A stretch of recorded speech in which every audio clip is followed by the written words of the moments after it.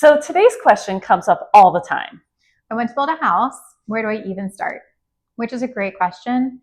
And the answer is it depends. Yeah, not because we're trying to dodge the question, but there's actually several different ways that you can end up in a brand new home. Exactly. And buying a quick move-in is completely different than building on your own lot. Yeah, so that's why instead of starting with builders or floor plans or even lots, we like to start with 4 big questions. And we find that once you answer these, things go a lot easier. Budget. Seems obvious. It does, but this is where a lot of people get tripped up. So sometimes people will come to us with $1 million budget, but that doesn't necessarily mean they have $1 million for the house. Because there's more to the budget than just the house. There's considering the land, site development, and construction itself. And every property is different. Yeah. So 2 lots that might have the same price or look similar online can actually have completely different total costs. And that's because one lot might have all of their engineering done and the other one might not. And in addition, need a well, septic, driveway, grading. And this is all before construction even begins. That's why we encourage buyers to think about their total project budget instead of asking, how much can I spend on a lot? We'll dive much deeper into site development, which is largely misunderstood in construction, in another episode. Awesome. The next question is timing. When do you actually want to move?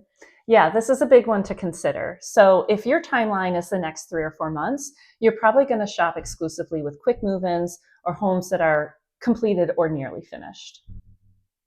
If you're building from the ground up, it can take a year or longer. It depends on the land. And there are some planning considerations you don't always think about. Yeah, so for example, if you're using construction financing and you have to use the equity from your current home, you're likely going to have to sell your home before construction even starts. And this could mean potentially moving twice or living in temporary housing. And it's absolutely manageable. It's just easier to know about it before you're in the middle of the process. Location. I actually think this is the fun part. I do too, because when a lot of people say they want to build, they're actually describing what lifestyle they envision. Like, do you want sidewalks, walking trails, a neighborhood pool? Or are you thinking mountain views, 5 private acres, no HOA? These are the kinds of things that will help us narrow down which builders make sense, which lots to shop in, and in some cases, even which counties to look in.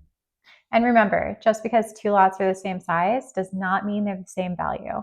Exactly. Again, a 2-acre lot with completed engineering and a well in place might be a better overall value than a much larger, undeveloped raw piece of land. So the last question is, what home do you want? And ironically, that's where most people start, but we like to finish there.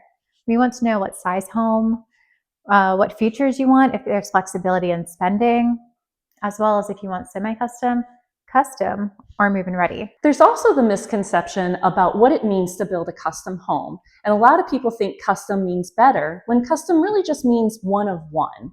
In fact, a lot of builders can offer you a lot of value by building the same plans again and again, or using some of the same vendors and materials. So that efficiency does translate into savings for buyers. Neither one is right or wrong. It's just about what your priorities are and what you value. So if you're thinking about building, don't worry about choosing the builder first. Instead, think through these 4 questions. And once you cover those, the next steps become much more clear.